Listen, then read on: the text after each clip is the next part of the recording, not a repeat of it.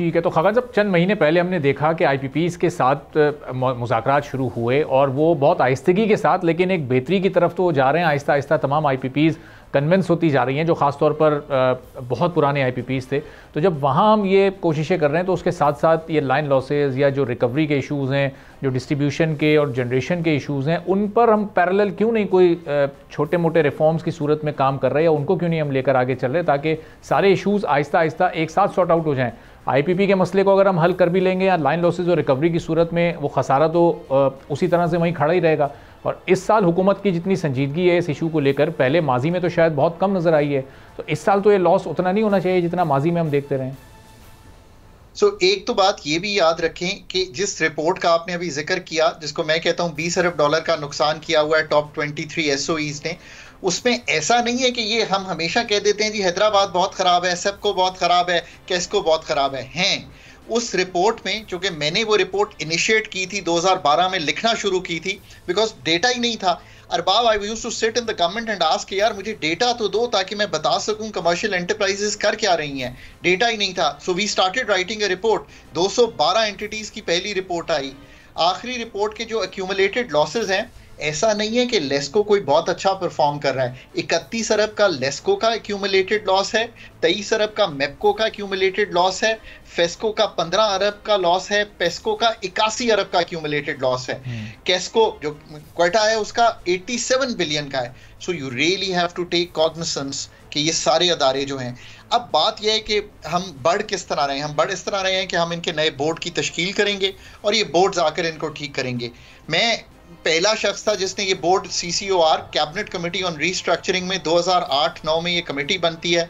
You know, I used to manage this committee for the government of Pakistan, और हम boards को ठीक करना शुरू करते हैं। आज 10-12 साल के बाद डेटा आपके सामने है। ये जो इंस्टीट्यूशनल मेमोरी को देखिए सरकार में, और बिलीव कीजिए कि अरबाब का अगर 1% भी नहीं ना लगा हुआ तो वो लाहौर के लेस्को के बोर्ड पर जाकर कभी भी वो डिसीजंस नहीं लेगा। जो बोल के मालिक हैं उनका पैसे लगे हुए हैं, they will make sure that they get the best HR। ये है फर्क माइंडसेट का। सो आई थिंक कि हुकूमत काम तो कर रही है, बट जो डेप्थ और ब्रेड्थ चाहिए to get this sector moving, वो लाना बहुत मुश्किल हो रहा है। इसके लिए आपको एक सर्जिकल टीम लानी पड़ेगी, जो पॉलिसी, जो रेगुलेशन और जो ऑपरेशंस हैं, इन तीनों को रिवैम्प करे, प्राइवेटाइजेशन कमीशन के साथ और नेपरा के साथ काम करे, ताकि जो कबातें हैं, टैरिफ डिज़ाइन की कबातें, जिस तरह की कबातें इन एंटिटीज़ की जो प्रॉपर्टीज़ हैं वो पंजाब, सिंध उनके नाम पे हैं, उधर से निकाली जाएं। वरना अगर ये वक्त इसी तरह गुजर गया, और NTDC स्पेशली, अब हम फिर सोच रहे हैं कि NTDC को बाइफरकेट कर दें।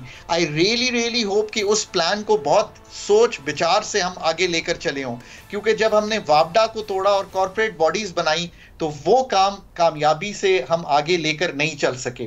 I really want the government कि वो आकर हमें बताए कि आखिर NTDC को बाइफरकेट करने से क्या फ़ायदा होगा। क्या ये एक इसी तरह का एक्सपेरिमेंट तो नहीं हो जाएगा जो हमने वापडा को बाइफरकेट करके 9-10 डिस्कोस बनाकर किया। अब ये हैं सारे काम। बहुत स्ट्रॉन्ग रिसर्च चाहिए, बहुत स्ट्रॉन्ग डिसीजंस को जिसे कहेंगे वेट करना चाहिए। आई डोंट नो कि इतना काम करने की हमने पूरी एबिलिटी बिल्ड कर ली है, because obviously I agree with this कि ये गवर्नमेंट के लिए बहुत एक अपहिल काम है, ये आसान काम नहीं है। ये मोस्ट ऑफ द डिस्को जो हैं वो नेगेटिव इक्विटी में पड़े हुए हैं, उनको क्लीन अप करना पड़ेगा। उनके जो लॉसेज हैं वो किसी तरह कहीं करने पड़ेंगे। मतलब अगर आप इक्विटी जाकर देखेंगे तो आपको अंदाजा होगा कि टोटल इक्विटी लेस्को की 126 अरब रुपया नेगेटिव है FY23 के फिगर्स पर जो अवेलेबल हैं। जो पेस्को है उसकी 418 अरब रुपए की नेगेटिव इक्विटी है। इसकी फाइनेंशियल क्लेंजिंग कैसे होगी और कैसे रेगुलेटर उसको क्लीन अप होने में फिर तैयार करेगा और फिर प्राइवेटाइजेशन कमीशन इसको आगे लेकर चलेगा।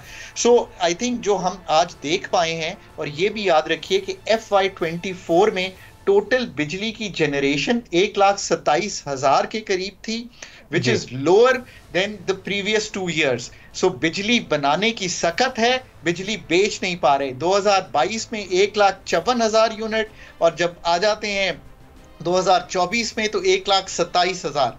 करता क्या है ये पर यूनिट कॉस्ट बढ़ा देता है, बिकॉज फिक्स्ड कॉस्ट तो आ ही रही है। और अगले 10-12 साल में मुझे एक्सपर्ट्स ये कह रहे हैं कि 17,000 से 30,000 मेगावाट नई बिजली सिस्टम में एंटर कर रही है। अगर इस सारी चीज़ों का अहाता करें और इन गीगावाट आवर्स जो अभी सामने रखे हैं इनका अहाता करें, I am most worried about Pakistan's energy sector। अभी गैस की तो बात ही नहीं की कि 2 कंपनीज का नुकसान 0 हुआ करता था, आज 2500 अरब के करीब हम कह रहे हैं वहां भी खड़ा हो गया।